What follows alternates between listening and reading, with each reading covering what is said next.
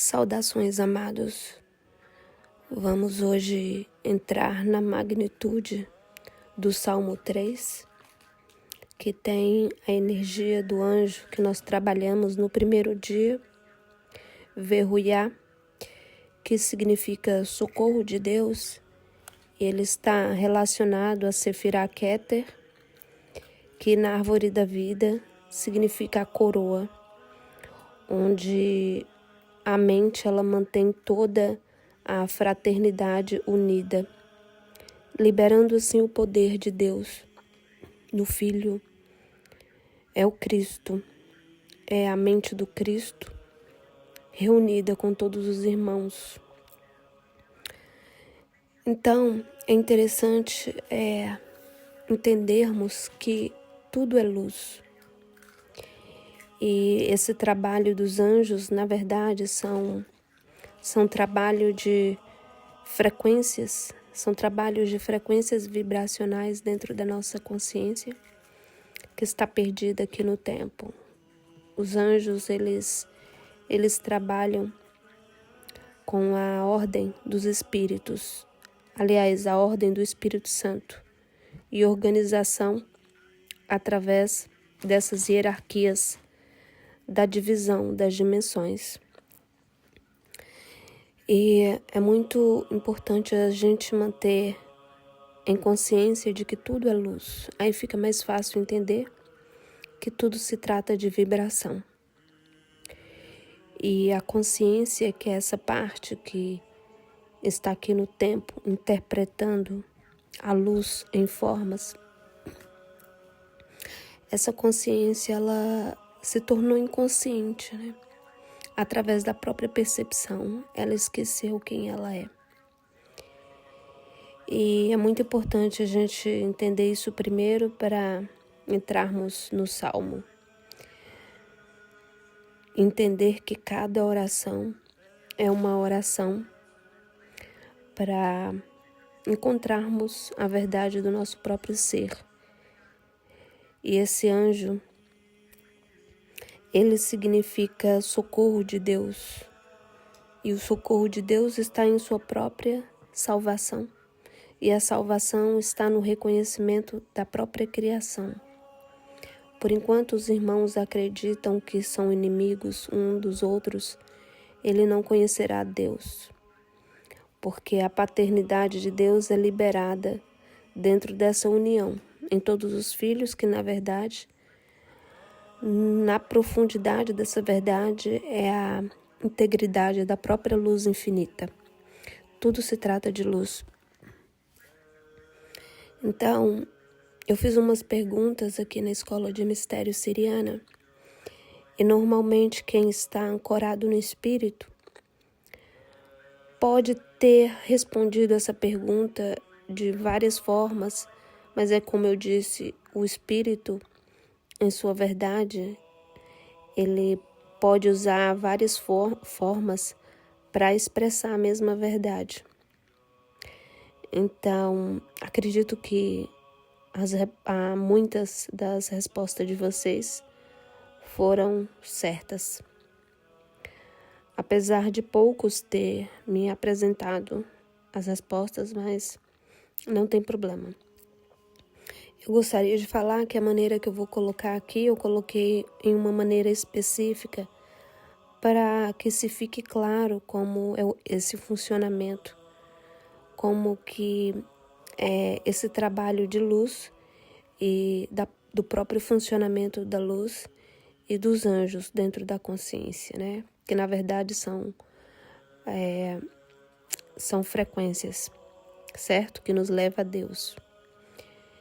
Então, nós sabemos que o universo é mental. Nós vamos partir daqui para não nos esquecermos que tudo funciona a nível mental e a nossa consciência vai traduzir isso em formas no espaço físico, em forma de percepção. Então, na verdade, tudo que nós estamos percebendo como situação de vida nada mais é que a crença na magnitude do nosso ser, tá?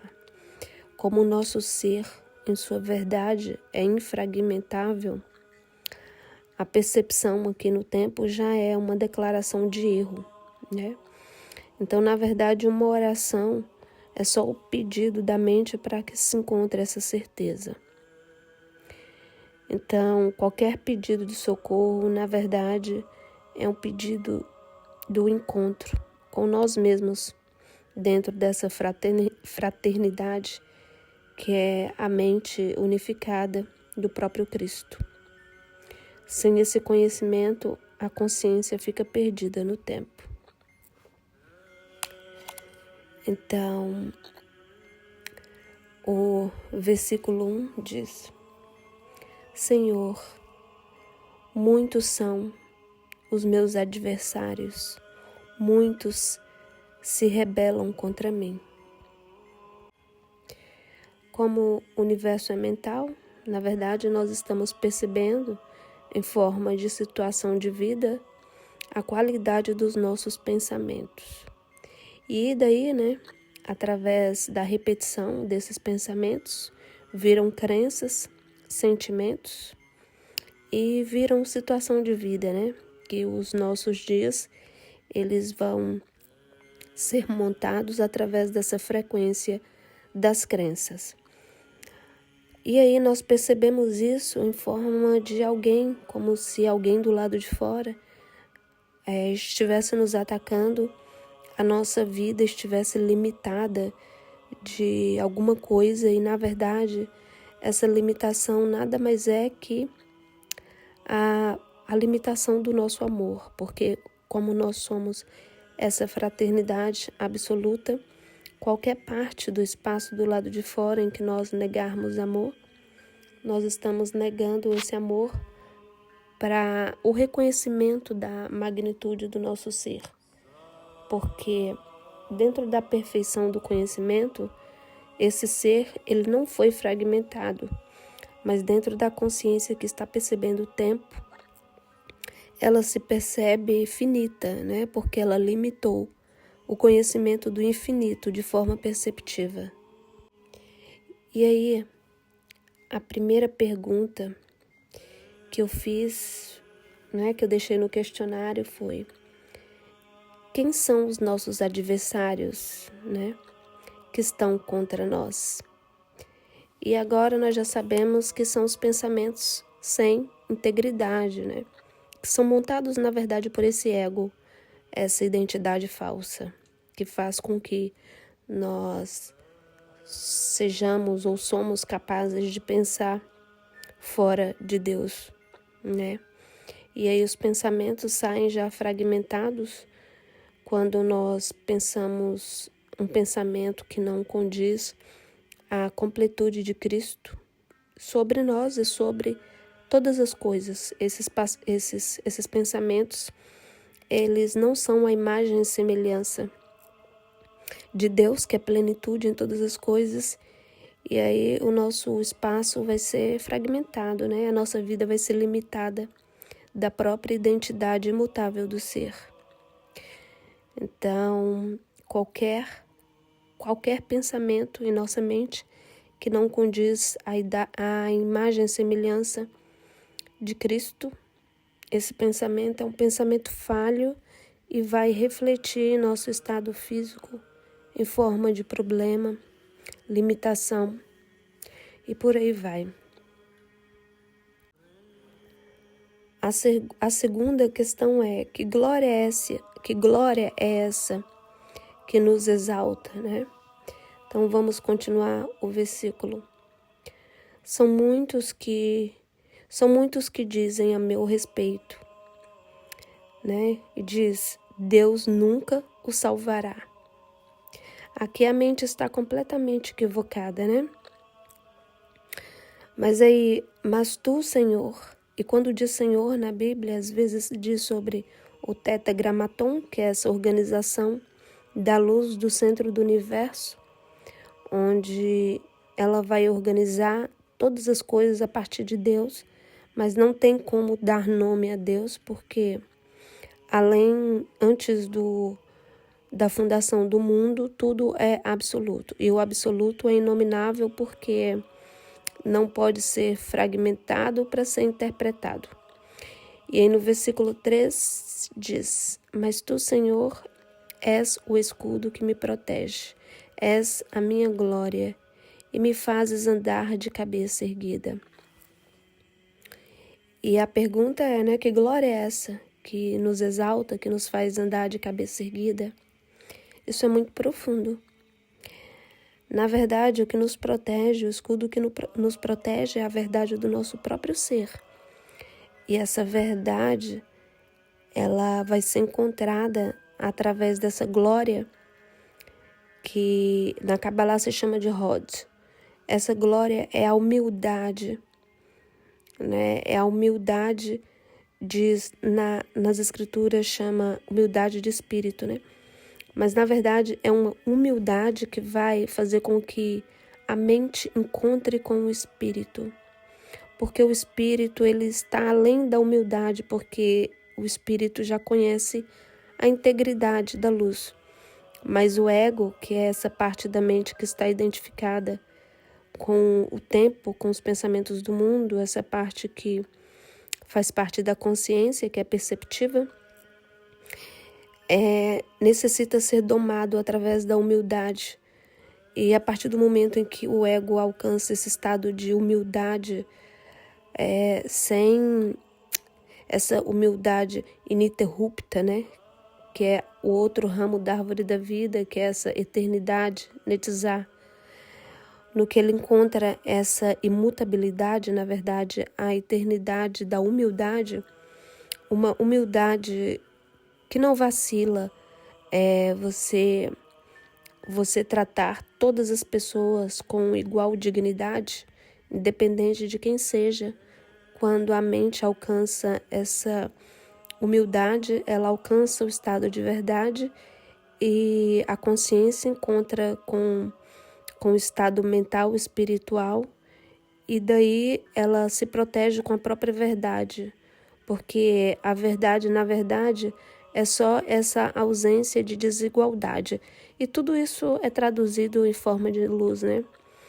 Porque no que a mente ela está dividida dela mesma, o estado vibracional dela é totalmente conflitado. Só que no que ela alcança esse estado de humildade, ela vai encontrando o estado de mansidão. E através da mansidão ela encontra a paz, e dentro da paz ela encontra Deus, porque não tem como ela reconhecer Deus em um estado de conflito, porque Deus é essa luz limitada onde não existe variação, porque é imutável. Então não existe outra maneira de entrar em Deus sem ser a partir da humildade e da mansidão, porque aí a própria luz retira as aflições que são causadas por esse estágio de divisão de si consigo mesma e se exalta, né? Mas esse exaltar não é exaltar sobre alguém. É como se você desse as mãos para todos os seres e encontrasse Deus nessa atitude de humildade suprema. E nós continuamos aqui para depois entrar na próxima questão. Ao Senhor clamo em alta voz, e do seu santo monte ele me responde, né? Então isso aqui é muito profundo, é a pergunta 3, né? Como clamar ao Senhor? Isso é muito, muito, muito, muito profundo, porque Deus procura aquele que os adora em espírito e em verdade, certo? Então, é uma verdade dentro do ser. Nada fora existe.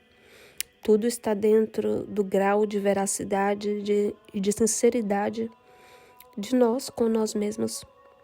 Então, quando a mente ela entrega o seu funcionamento ao espírito, através da vontade de Deus, ela supera o nível da falta, né? Porque ela encontrou a fonte da plenitude, se tornou uma com o Pai. É interessante aqui porque a experiência aqui no tempo é o Logos, né? E o Pai é o pensamento absoluto. E quando se trata de monte nas Escrituras, o significado na língua dos ramos, da Kabbalah, que é o estudo das letras, são pensamentos, o significado profundo disso, dos montes. Então, na verdade, quando a mente ela supera esse nível de desigualdade, esse nível de ilusão, de apego do ego, ela encontra essa plenitude, porque na verdade essa vaidade, digamos assim, essa arrogância, onde separa ela de todas as pessoas, é o que mantém essa consciência da falta, porque o ego, ele é dividido, ele não consegue ter essa sensação de igualdade. Isso pelo estado de arrogância mesmo, que a consciência dividida, ela percebe. E aí, esse estado, esse senso de separação mesmo da luz, que tudo é luz, né? A consciência vai traduzir tudo. A partir desse estado de incompletude do ego, ele vai traduzir isso em forma de privação do lado de fora, porque a consciência ela vai estar se privando da própria plenitude. E ela não percebe isso, porque ela só consegue ver e acreditar no que ela está vendo com os olhos. E aí ela pensa que o outro é um ser separado dela. Porque aqui no espaço nós vemos tudo dividido, né? Mas a percepção não é real. E aí o ser no que ele nega o próprio ser dele no próximo, ele vai perceber isso como falta e limitação.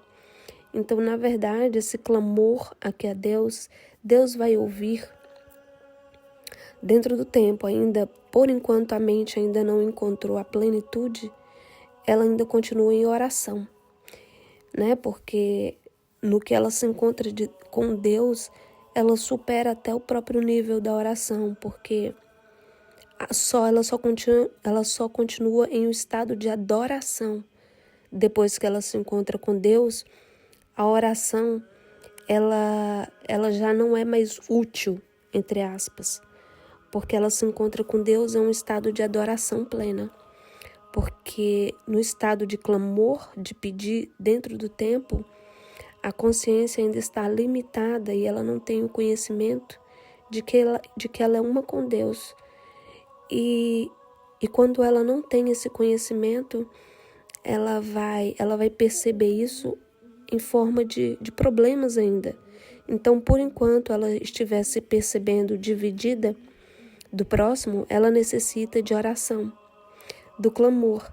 Só que quando a mente alcança esse nível de adoração e de verdade, ela entra nesse estado de adoração suprema.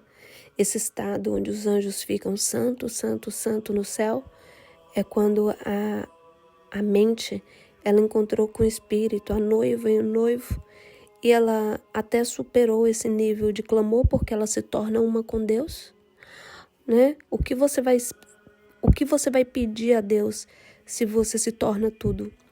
Porque uma vez que a mente se tornou uma com Deus, ela superou a consciência das faltas, porque ela encontrou o infinito e a consciência das faltas só estava nessa limitação em que ela percebia o ser dela como não inteira, né? A mente se percebia separada, só que no que ela encontra essa completude, em espírito e em verdade, ela anula esse nível de falta. Ela é a própria completude em Deus e viu uma com seu Pai, né? Então, o clamor é através dessa verdade do Espírito, dessa pureza, onde Deus, que é a própria pureza, vai ouvir a oração do seu Filho, porque se torna um. Isso é tão profundo e tão lindo. É lindo demais isso. E aí o versículo continua, né? Eu me deito e durmo. Isso é profundo, gente.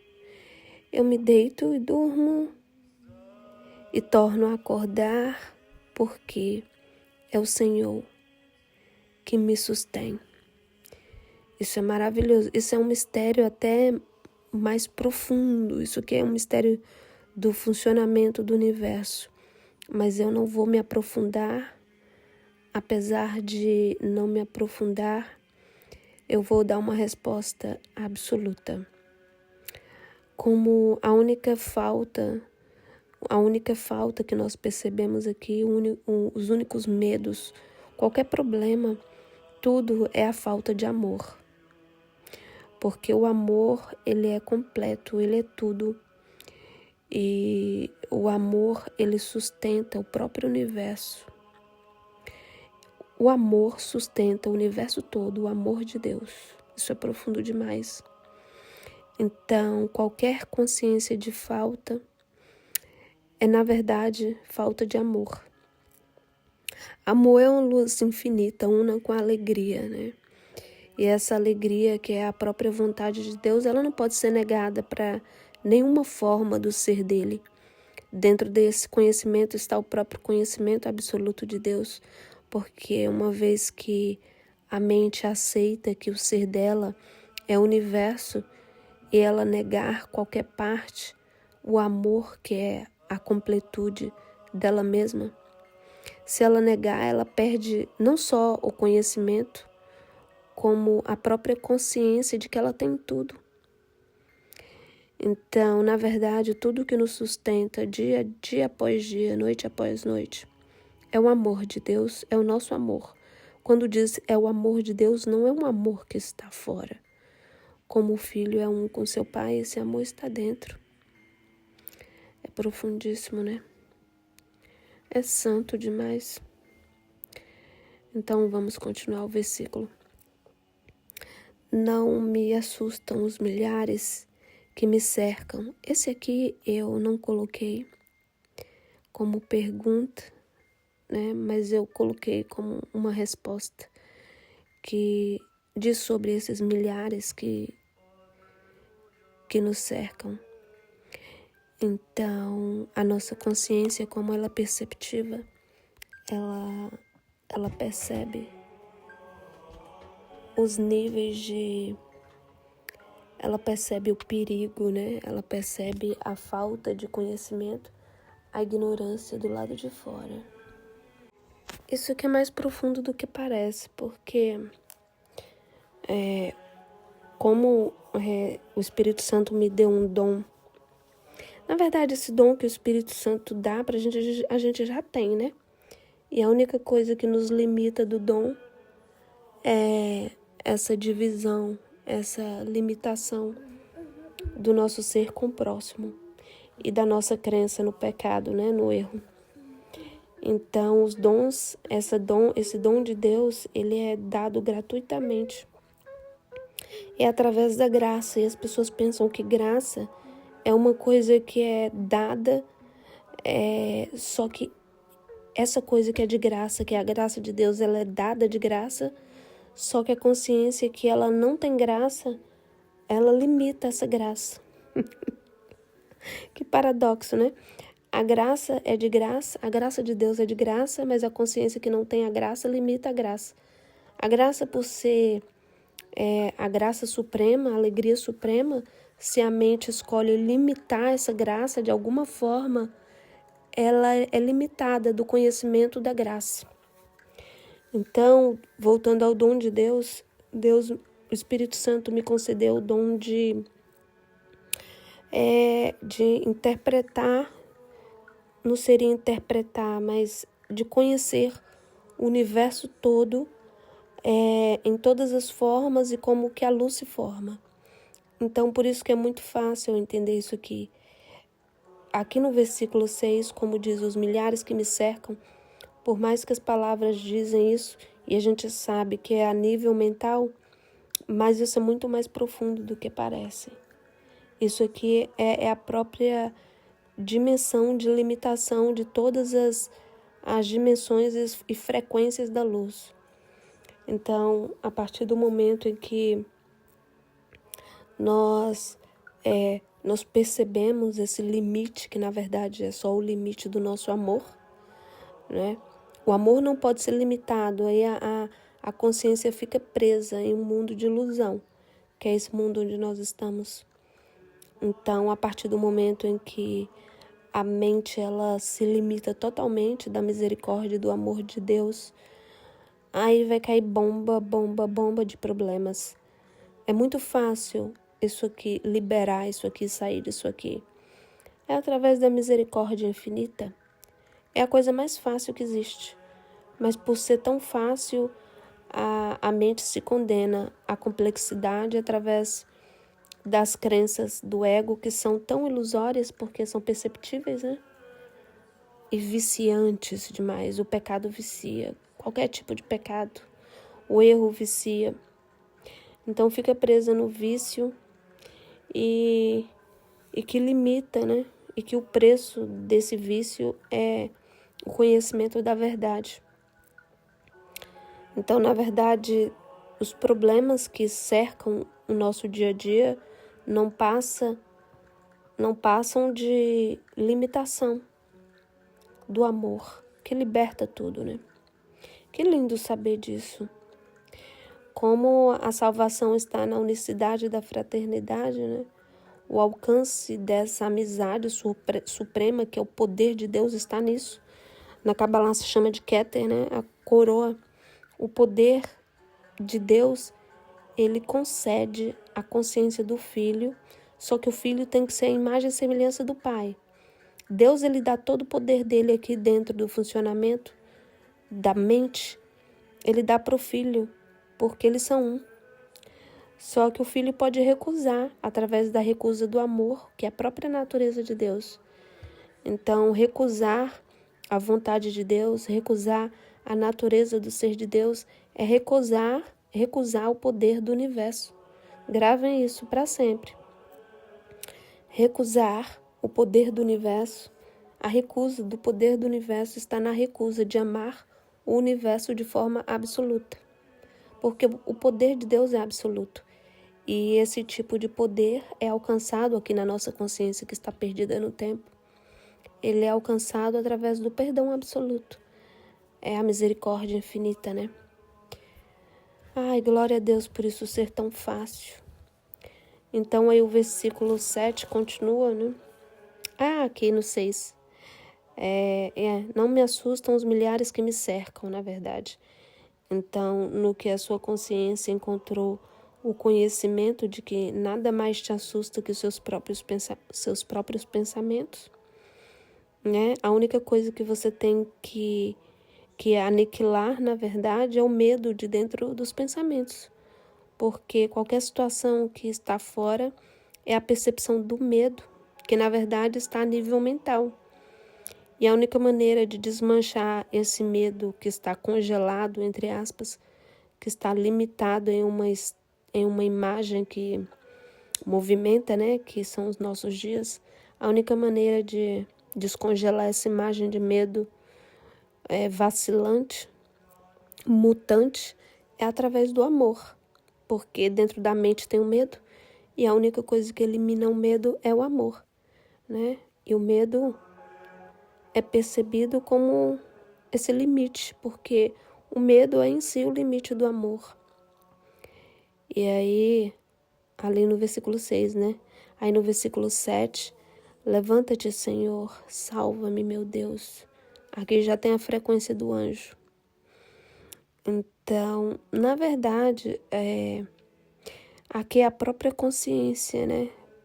Pedindo para ser salva através do próprio Deus, da própria frequência de Deus. Porque Deus, em seu conhecimento, unificado com seu Filho, ele sabe que não existe perigo.